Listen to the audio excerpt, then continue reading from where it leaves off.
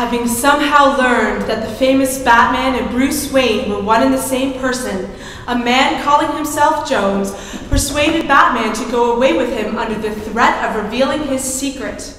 2 weeks later, an impersonator wearing Batman's costume appeared in Metropolis. The imposter looked and spoke so much like Batman that even Robin and Clark Kent, who was Superman, were fooled. And after appearing at 2 huge mass meetings where he made rabble-rousing, un-American speeches, the impersonator led Robin into an ambush and then disappeared. While Superman, who by that time knew the truth, perfected a plan to locate his missing friends, Batman and Robin were reunited far upstate in an old prison barracks dating back to Revolutionary days. There, as prisoners of the mysterious Mr. Jones, they were shackled by heavy chains around their ankles to iron staples embedded in the beams.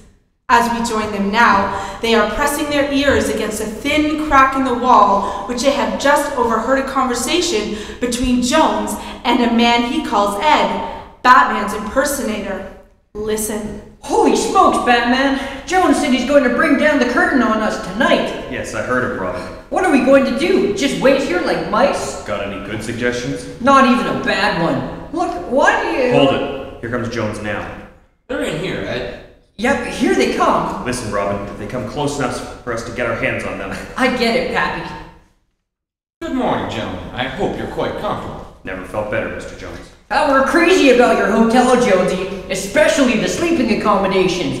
Nothing like a good hard floor to keep a fellow feeling fit, I always say. I'm glad you haven't lost your sense of humor, Robin. Don't go any closer, Ed.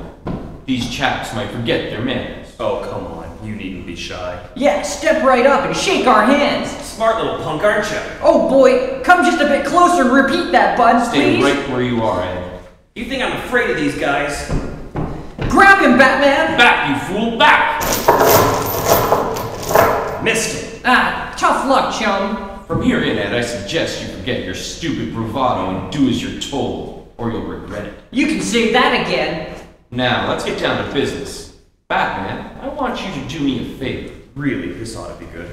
Yeah, I can't wait to hear it. Well, spill it, Jones. It's really quite simple, Batman. I just want you to tell me in which banks or vaults you have your safe deposit boxes. And I want you to give me the numbers of your boxes. That's all, eh? Are you kidding? I figure you must have the bulk of your wealth and securities, bonds, stocks, and so on, in your safe deposit box.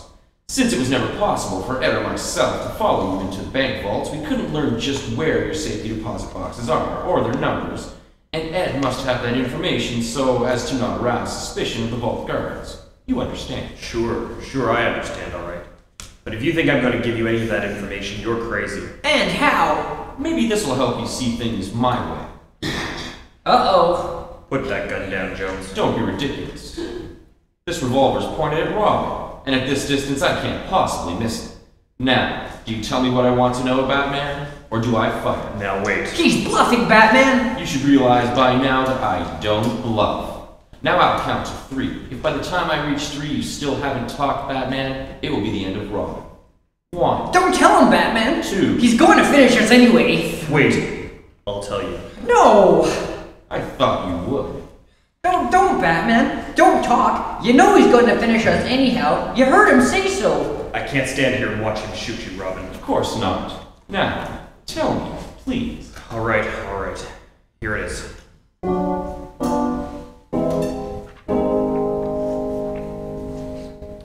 I've just come from the Daily Planet radio station, Lois. It's all set. What's all set, Clark? The broadcast of the recording of Mr. Jones's voice. You know, the one I found in Batman's study. Oh, yes. The station has agreed to run it? Yes, that's right. They'll broadcast it once every hour with the announcement that anybody who identifies the voice will be paid $10,000. $10,000? Yep. But why, Clark? Well, as I told you the other day, I'm sure this man Jones is responsible for Batman and Robin's disappearance. And I'm also sure that Jones isn't his right name. But how can you be sure? Because I've heard his voice before. Somewhere, Lois. In public, I think. And it didn't belong to anybody named Jones. I see. But how can you... I figure that somebody who hears the recording of this voice will be able to identify it.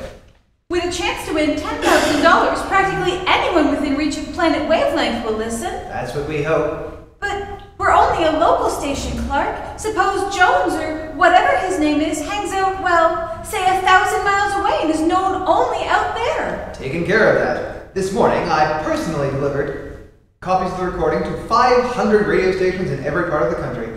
So you see, there's nothing. You personally delivered recordings all over the country? This morning? That's right. Well, how could you? Oh, how could I? You mean, you sent them out? Airmail? No, not exactly.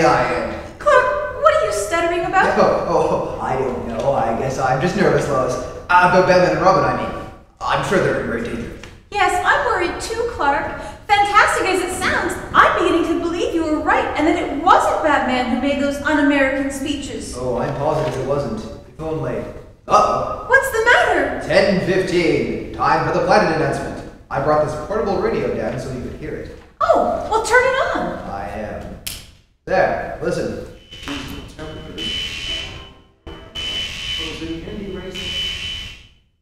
And now we're going to play a recording of the voice. It's the voice of a man, and if anyone can properly identify it, he or she will be paid $10,000. Quiet, Lois. Huh? I didn't say anything. Here it is. Listen closely, please. Stranger not, I insist you come to my place with me now to discuss the matter.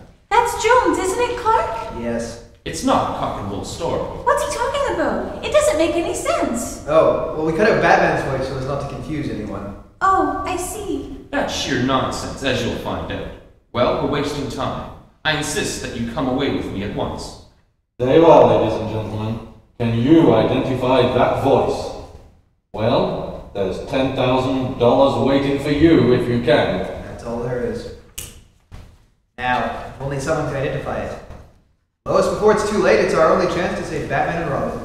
Will somebody identify the voice of the mysterious Mr. Jones before it is too late?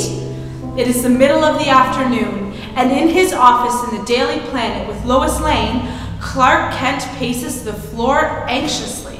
For heaven's sake, sit down, Clark. You're wearing the path in the carpet. Oh, hey, the carpet. That recording has been on the air for over 5 hours now, Lois, and nobody has called up to identify Jones's voice. But it takes time. Time is one thing we haven't got. Well, I know. For all we know, it might already be too late to save Batman and Robin. Oh, now look here. And another thing I hadn't counted on hasn't worked out either. What's that? I learned that Batman's impersonator appeared at the bank the other day, forged Batman's signature, and drew out all his cash. He did? Yes. I happen to know that most of Batman's fortune is in securities.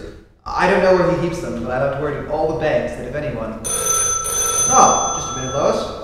Clark Kent speaking. Who? Ah, yes, Miss Andrews. He did? When? What is it, Clark? He's here now, they say. What is it? Well, hold him. Stall him somehow. I'll be there at once. So long. Clark, what is it? Batman's impersonator at the Metropolis Trust Company now. In their safety deposit vault. He is? Yes, I'm going right out there. Keep your fingers crossed that I'm in time, Lois.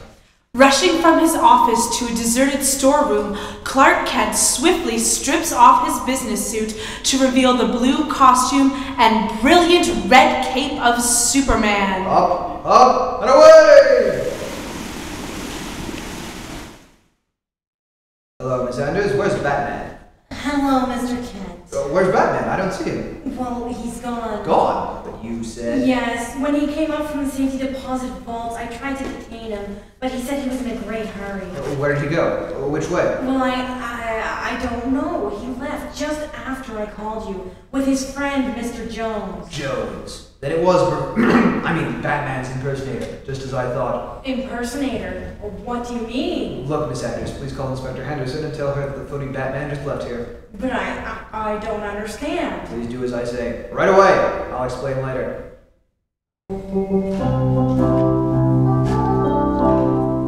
This alley is deserted, so out of these clothes, this is a job for Superman! And a tough job. The phony Batman and Jones could have taken a subway, or a bus, or a taxi, or got away in their own car. However they've gone, I must find them.